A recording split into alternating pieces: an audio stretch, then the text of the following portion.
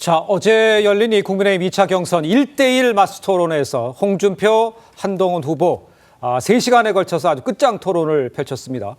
비상계엄 책임론 누가 책임이 있느냐, 또 김건희 특검법에 관해서 어떤 생각을 가지고 있었느냐, 이 당원 게시판 대통령 부부 비방글 논란까지 전방위적으로 이제 공방을 주고받았는데, 자, 먼저 하나하나 보기 앞서서 먼저 두 후보 계엄 책임론을 두고 정면 충돌한 이 장면부터 함께 보도록 하겠습니다. 당대표는 대통령과 협력을 해야 됩니다. 사사건건 깐족되고 사사건건 시비 거는 당대표를 두고 대통령이 참을 수 있었겠습니까? 오히려 홍준표 후보 같은 분은 대통령 편 들면서 제가 잘못하는 것이다. 저는 오히려 그게 잘못된 것이고, 홍준표 후보처럼 대통령 옆에서 아부하면서 대통령 기분 맞췄던 사람들이 아부했다고 하는데 우리가 뽑은 대통령이 잘 되도록 해줘야죠. 한 후보처럼 사사건건 앞에서 깐죽대니까. 오늘 홍 후보님께서 깐죽이란 말 몇 번 쓰시는지 많이 쓰셔도 됩니다. 일단 홍 후보는 대통령의 계엄 이유 중에 하나로 이 한 후보의 대표 시절에 이제 사사건건 말을 걸었다, 시비 걸었다, 이렇게 이야기를 했고, 한 후보 역시요, 대통령 옆에서 아부한 사람이다, 책임이 있다, 이렇게 맞받으셨습니다. 전체적으로 보면 그 관심도를 끄는 데는 상당히 도움이 됐다, 이런 얘기도 하는데 어떻게 보셨습니까? 저희는 지금 그 계엄이라는 탄핵이라는 강을 지금 건너가는 과정이라고 저는 봤습니다. 네. 이 문제에 대해서 아무 일도 없었던 것처럼 그냥 없었던 일처럼 지나갈 수는 없는 것이죠. 다만 이제 그 윤희숙 여의도연구원장이 계엄에 대해서 통렬하게 이제 반성하는 그 정강정책 연설, 그 방송 연설한 것을 다 보시지 않았습니까? 예. 거기에 대해서 당 지도부도 매우 긍정적으로 평가를 했고요. 네. 그러니까 저희 이제 그 강을 건너가는 과정이고, 저는 이 토론회에서의 이런 그 격돌들이 그런 어떤 마지막 통과 의례가 아닌가 저는 생각합니다. 네. 이미 저희 당의 그 당원들은 미래, 그러니까 이번 그 선거에서 누가 자유민주주의를 지킬 수 있을 것인가에 대한 전략적인 저는 그 판단을 하기 시작했다고 생각하거든요. 예. 그래서 이제 그 부분에 대해서 결국은 선거 이번 경선에 그 결과가 나올 것이고, 다만 저런 부분에 대한 그 격돌은 어쩔 수 없이 가야 되는 과정이다. 다만 저것이 저는 뭐 돌이킬 수 없는 강을 건너는 그런 충돌로 이어지지는 않을 것이라고 보는 것이.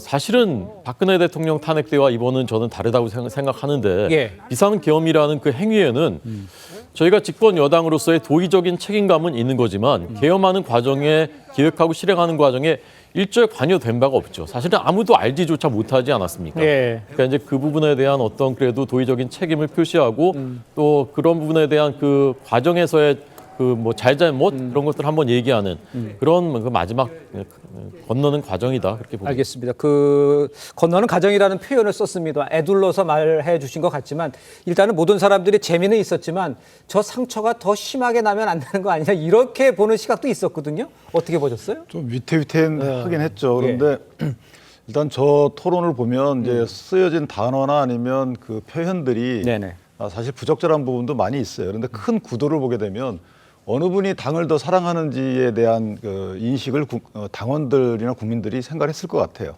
이게 무리 정치이기 때문에 혼자 정치를 할 수 없는 거고, 여러 사람이 같이 움직여야 되는 거고, 설령 여러 사람의 움직임이 둔하다 하더라도 같이 끌고 가야 되는 것이죠.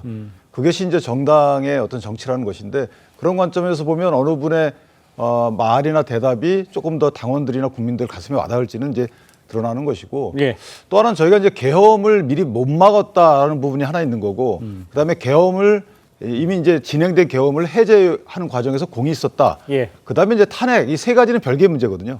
계엄을 미리 못 막았다는 것은 물론 국민의힘의 잘못이 있습니다. 그러니까 대통령의 잘못은 가장 큰 것이고, 그다음에 국민의힘이라는 정치권에서도 어쨌든 알았든 몰랐든 잘못이 있죠. 그다음에 이제 민주당의 잘못도 큰 거죠. 계엄에 이르게 된 국회 전행에 대해서 최소한 헌재가 설시한 부분만큼은 우리 후보들이 짚고 넘어갔어야 된다라는 생각이 듭니다.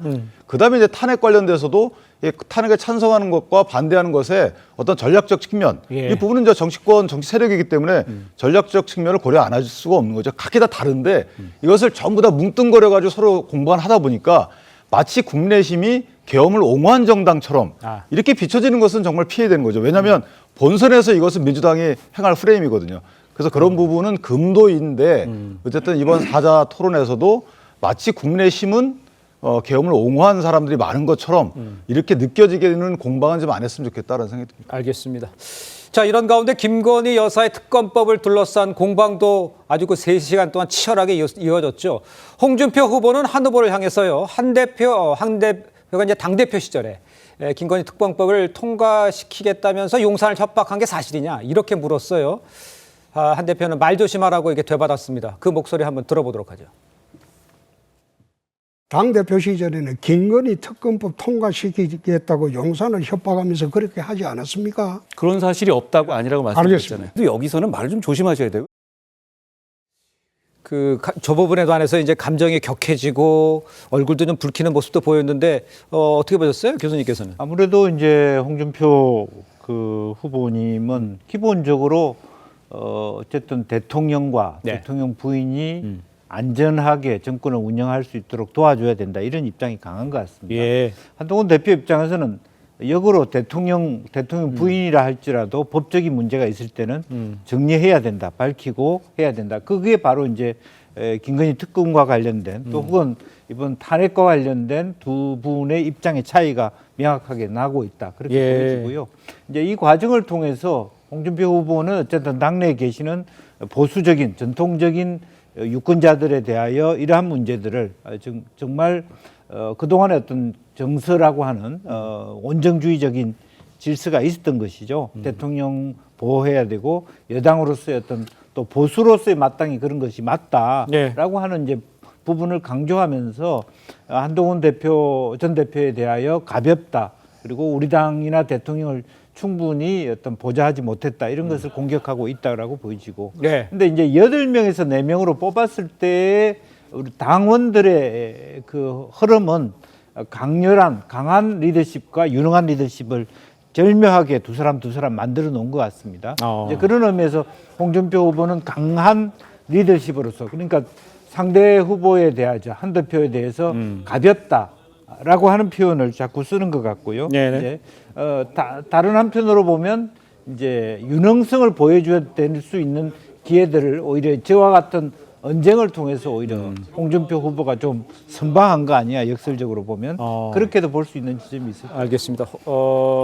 홍준표 후보가 좀 잘했다 이런 평가를 좀 해주시는 것 같은데 한 후보는 자신은 계엄을 막았던 사람이다 이렇게 이제 되받아치면서 이야기가 이어졌잖아요. 강성필 지금 그 부대변인께서 보시기에는 이런 그 계엄과 관련해서 했을 때 한동훈 후보의 위치는 좀 토론을 통해서 좀 확보가 된 거라고 보십니까? 방어를 잘했다고 보시는 겁니까? 네, 어쨌든 그 정의론적인 점에서 제가 본다고 하면 특히나 저희 민주당의 입장에서는 한동훈 후보가 어쨌든 계엄을 해제할 때 함께 해줬고 또 국민의힘 현역 의원들도 함께 계엄을 해제했기 때문에 이게 사실 민주주의를 사수하는 측면에서는 상당히 큰 의미가 있는 겁니다.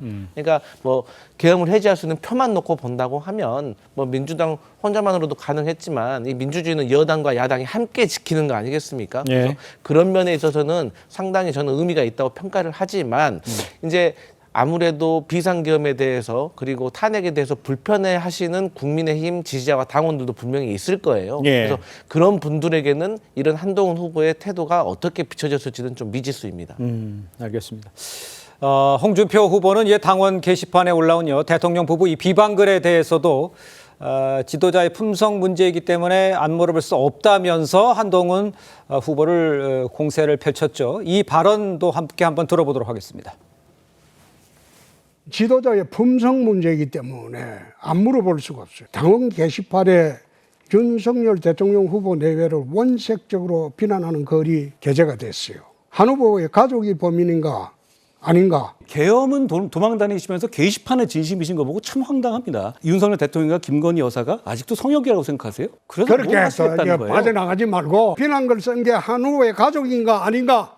그거 아니면 아니라고 하세요. 익명으로 보장돼서 게시판에 쓴 글에 대해서는 그런 거 확인할 필요가 없습니다. 확인할 필요가 없다 하지만 했냐 안 했냐 거기도 즉답을 안 했습니다. 한동훈 후보 당원 게시판 논란에 대해서 이제 명확한 답변을 하지 않은 상황인데 한 후보의 이러한 태도는 글쎄요 만약 아니면 아니라고 딱 얘기했으면 정치적으로 이제 딱 정리가 될 것 같은데 왜 안 했다고 보십니까? 글쎄요, 뭐 그것은 기본적으로 보면 이제 어떤 다른 사람이 했을 경우에 그 사람에 대하여 내가 아니고 누가 했다라고 하는 부분들에 대해서도 좀 포괄적으로 보호하고 있는 거 아닙니까? 예. 그러니까 규범과 윤리를 더 신중하게 접근했다라고 보고 그 자체가 말하자면 내가 했다라고 하는 것을 피해갔다고 해서 한 후보나 한 후보 가족이 했다고 말할 수 있는 건 아닌 것 같고요. 예. 그런 부분에 대해서 만약 필요하다면 한 후보 캠프가 답을 할 필요는 있다. 그렇게 생각이 듭니다. 알겠습니다. 호 대변인께서 보시기에는 한동훈 후보와의 대응이 적절했다라고 평가를 하시는 겁니까? 그러면 어떻습니까? 그 부분을 제가 평가하기는 좀 적절치 않은 것 같고요. 네. 어쨌건 이제 이번 2차 경선, 3차 경선의 특징은 1차와는 달리 당원이 50% 반영이 되는 그렇습니다. 것이고 예. 76만 명이 예. 지난번 작년 전당대회 때도 보면 투표율이 굉장히 높았습니다. 이번엔 대선 후보이기 때문에 아마 더 높아질 것이고 네네. 굉장히 이제 큰 영향을 미치게 될 텐데 아마 홍 후보 입장에서는 그런 당원들에게 이런 것이 이제 호소력 있는 이슈다라고 생각해서 이제 제기를 한 것으로 보이고 네. 한 후보 입장에서 이제 방어를 한 건데 그게 어느 정도 효과가 있었을지 있는지 그리고 그 답변이 과연 이제 어떤 쪽으로 영향을 미칠지는 예. 열어봐야 알 것 같습니다. 알겠습니다.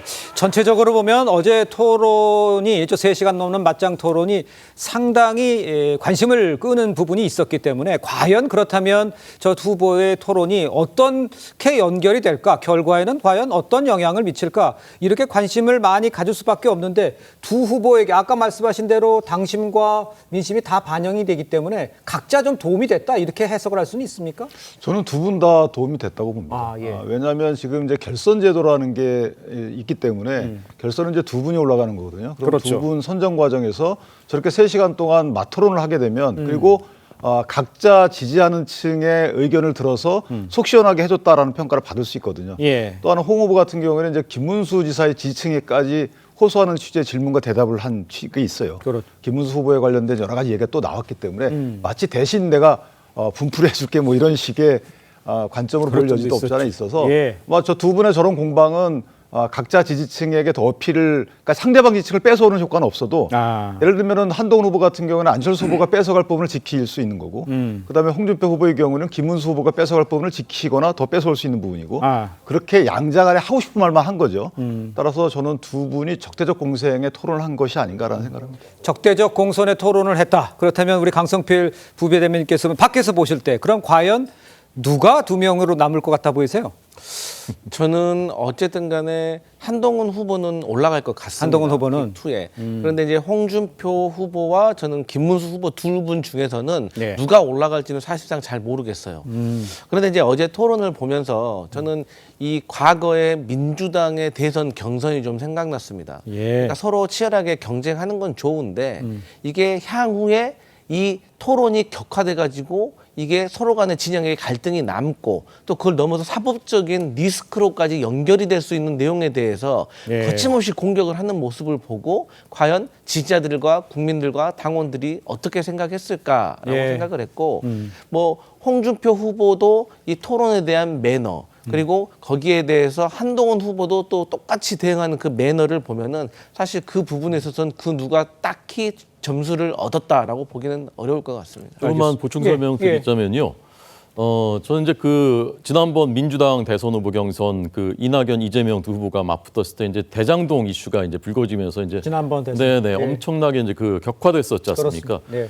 근데 사실 그때와는 비교가 안 된다고 저는 생각하는 것이 그때는 이게 대선 본선에도 영향을 미치고 그 이후 지금까지도 영향을 미치는 그야말로 이제 빅 이슈, 예. 미래 이슈가 나온 거죠. 그걸로 이제 격돌했기 때문에 네. 돌이킬 수 없는 사실은 강을 건넌 거예요. 근데 지금 사실 이 경선에서의 이슈들은 뭐 계엄, 탄핵, 어떻게 보면 지나간 것이고 예. 탄핵에 대해서는 탄핵 심판 받은 것이고 예. 형사 재판 진행되고 있는 것이고 당은 직접 사실 거의 관련된 것이 아니고 그 외에는 이제 좀 감정적인 또는 이제 작은 마이너한 이슈들로 예. 격돌하고 있는 것이기 때문에 예. 저는 이것은 이제 후보가 정해지고 본선에 갔을 때는 충분히 화합이 가능한 그런 정도의 충돌이라고 보고요.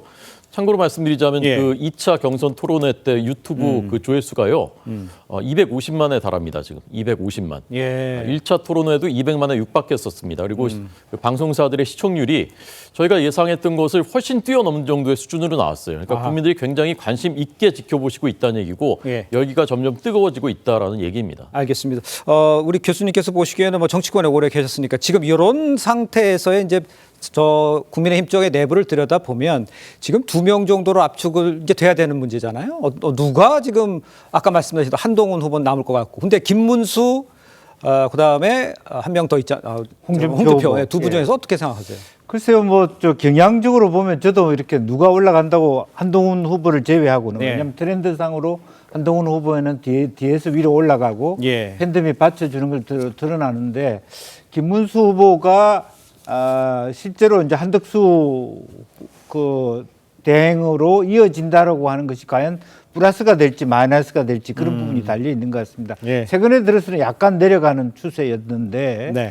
그럼에도 불구하고 역으로 보면 한덕수 후보를 대행을 후보로 만들겠다고 하는 사람은 역으로 보면 김문수 후보를 밀어야 되겠구나 하는 그런 것 때문에 사실 홍준표 후보도 하달짝 놀라가지고 기자회견을 한 것이거든요. 예. 그 영향이 상당히 있다라고 보여지고요. 국민의힘 내부에서. 그러나 어쨌든 기본적으로 이 토론회 과정, 두 번에 걸친 토론회 과정은 사실은 김문수 후보한테 좀 운이 없었습니다. 8명 A조, B조 할 때도 A조가 다소 너무 조곤조곤하게 토론했고 B조가 격돌해서 그때 역시 홍준표, 나경원, 한동훈 이렇게 끼면서 네. 그 조가 더 어드밴티지를 얻었거든요. 이번에도 결국에는 그 김문수 후보는 한 번 나왔습니다만 한동훈 후보는 3번, 또 홍준표 후보는 2번 나오시면서 네. 결과적으로 조금 더 이 미디어 효과만 본다면 홍준표 후보가 조금 더 어드밴티지를 유리한 고지를 취하고 있는 거 아닌가 그렇겠냐. 그렇게 조심스럽게 생각해 볼 수 있을 것 알겠습니다. 같습니다.